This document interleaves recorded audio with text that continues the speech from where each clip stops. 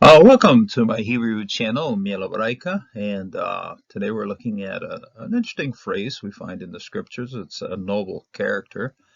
Uh, the female version of that would be Eshet Hayil, and the male version would be Ish Hayil or Ish Gibor Hayil.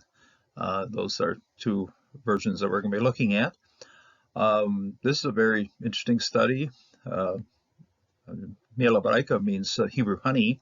Honey is a very tasty food, and the scriptures are very tasty spiritual food for us. So let's look to that.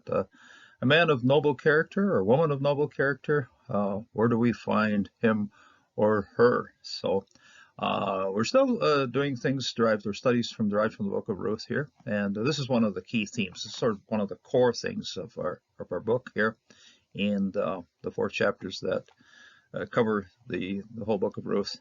This one's somewhere in the middle, yeah, chapter 2 and chapter 3. This matter of noble character comes forward. Ruth 2 verse 1, Naomi had a relative. This is Moda.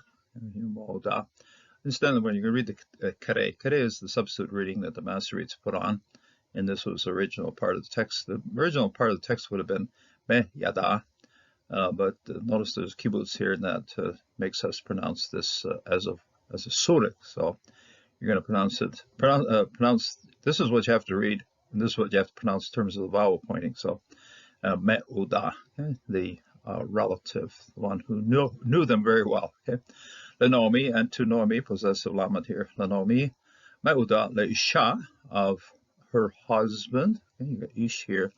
This one's an ish that stands by itself, and this is an ish that's, heavenly agglutinated. You got a lamed of possession in the front. You got a hey of personal pronoun belonging to her. So, husband of her. So, man of her. So, Leisha, ish givor hayil, a man of givor.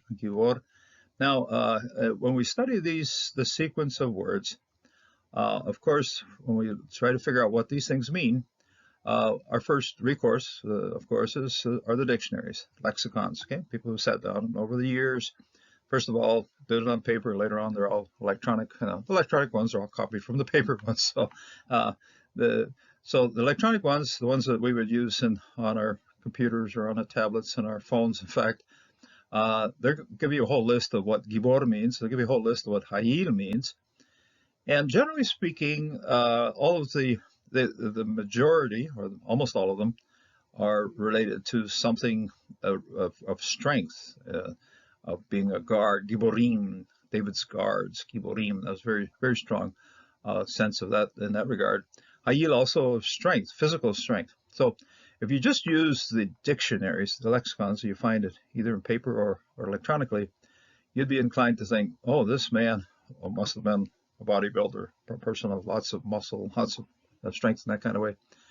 The reality of the matter is the book of Ruth really mentions almost nothing of Boaz's physical capabilities, but does mention his moral and ethical, his character, and that's why the translation comes through here. Character mentions very strongly his character, and so in reality, the definition of these two words are heavily based on what happens within the story.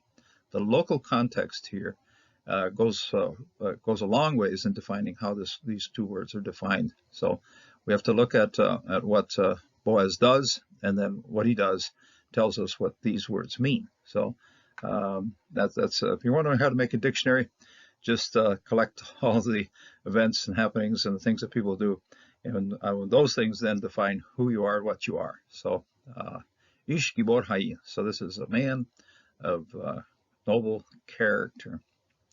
Mishafahat Elimelech Veshemo Boaz. These are just his clan, his local work group. Elimelech, that's the proper name of Naomi's husband here, Isha. This is Isha and then Elimelech Veshemo Boaz, and his name was Boaz. When you give somebody's name, you identify that person. That's what he's known for. That's his renown. Okay, Shemo isn't just simply a name. It's what you're known for. Okay, his name was Boaz. And Leisha here, like I said, agglutinated version of man. This is the very simple, clean version of it all standing all by itself, but it does have a couple of things that define it here. Ishkibor Hayil. So when we turn to Proverbs 31, verse 10, this is a woman of noble character, woman of virtuous character. Who can find her? This is the way this particular proverb is structured. Beginning of verse 10, from here on, for the next 22 verses, each verse begins with, it's an acrostic, so aleph, bet, so it's based on the letters of the Hebrew alphabet. That's how this whole thing comes all together. And the first one is the aleph, of course, Eshet, okay? Eshet Hayil, and it's a question, okay? Eshet Hayil, mi yamatza, a virtuous woman, a woman of noble character, okay? So Eshet is woman. Hayil means character, strength, moral integrity. Just what makes a person, okay? Yeah, Eshet Hayil, mi who yamatza, who can find her? How do we look for her? Where do we find her? It's kind of question of, when you ask this kind of question, you take the rest of the next, 22, including this one, take the next 22 verses, or this verse and the next 21 verses, and that's the answer then of what you're going to find. So if you're looking for it, just read Proverbs 31:10 all the way to the end, and you will find what a woman of noble character is. Okay, Eshet mi yamatza rohok me fananim mikra. She is of much more value, far distant. This is what rahok means, distant, lengthy. She has a distant value, or far longer, far more. Pananim are rubies. Actually, you can use the word pearls, anything of value, and pananim, jewels that have faces on them. This is basically what you have here, pananim, any kind of thing, anything of value that has a face on it. So, pananim, mikra, mikra is her value, her value, what she's worth, how are you going to determine her value? And you look to all of the things that come in the list then that tells us her value. So Eshet Hayil is somebody who's a woman that's of great character, cares for her husband, maintains her husband's good name at the city gates, cares for her children, cares for the servant girls working in the house. Lots of good things happening when a person is an Eshet Hayil. Even in this day and age, I will look at women serving in the church, and in many cases, yes, Eshet Hayil is a good definition. I include my own wife in this. She is certainly an Eshet Hayil. And getting back to using the use of Eshet Hayil, we're back to the book of Ruth. So the Ruth 2 verse 1 mentioned Ish Gibor Hayil. That's a man who of great character, great strength. And this now is Boaz speaking again, or affirming Ruth's value here. This is actually part of the threshing floor story, and it tells us what Boaz considers her to be based on what the people know. All the people in the town have checked this out. They have talked to the mother-in-law. They've seen what Ruth is doing. When we get to the threshing floor sequence here, we're already looking at the end of the barley harvest and the wheat harvest. So there's been some time to look at this. There's been some time to figure out what's happening with Ruth. I mean, people are getting to know her. And what do you know about her?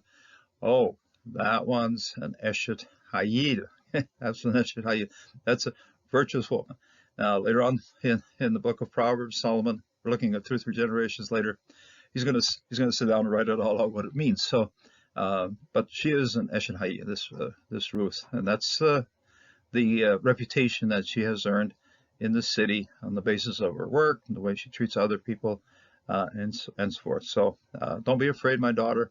I will do for you whatever you say, since all the people in my town know you are a woman of noble character. Ve'ata beti al tiri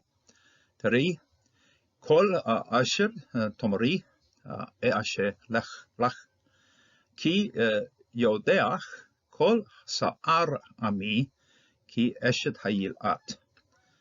All because they know, they are knowing. This is here it's a oe. That's the way a participle comes together. They are knowing all. Okay. Shar, this then is the gate. Ami of my people, the gate of my people. In other words, everybody who goes in and out of the gate knows this, and it's well-known knowledge that Ruth is an Eshet Hayil. So let's connect it together here. This is Eshet Hayil, the way we'd see it in Proverbs 31, woman of noble character, Eshet Hayil. Eshet Hayil, and this is what we just saw in the 3rd chapter of Ruth. Everybody knows that you are an Eshet Hayil, a woman of noble character, a woman of strength. This literally, if you're going to look it up in dictionaries, always means strength, but in the basis of how this story comes together, that strength is a moral strength. That's the strength of you're doing things right. You're doing things on what are expected from you, and you're doing the correct thing. So, Eshet Hayil, Eshet Hayil. And then this also then describes what Boaz is. We're defining who Ruth is here and here, and here we find Ish Gibor Hayil. Now, if you're going to look through the dictionaries, you're going to expect, oh man, this guy's capable of, very lifting heavy weights and doing strong things and stuff. No.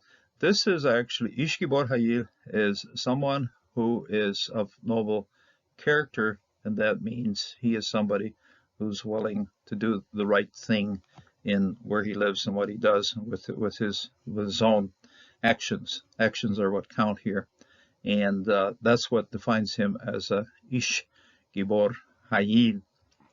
A great little story, and I think all of us can learn something from it. How do we define our character?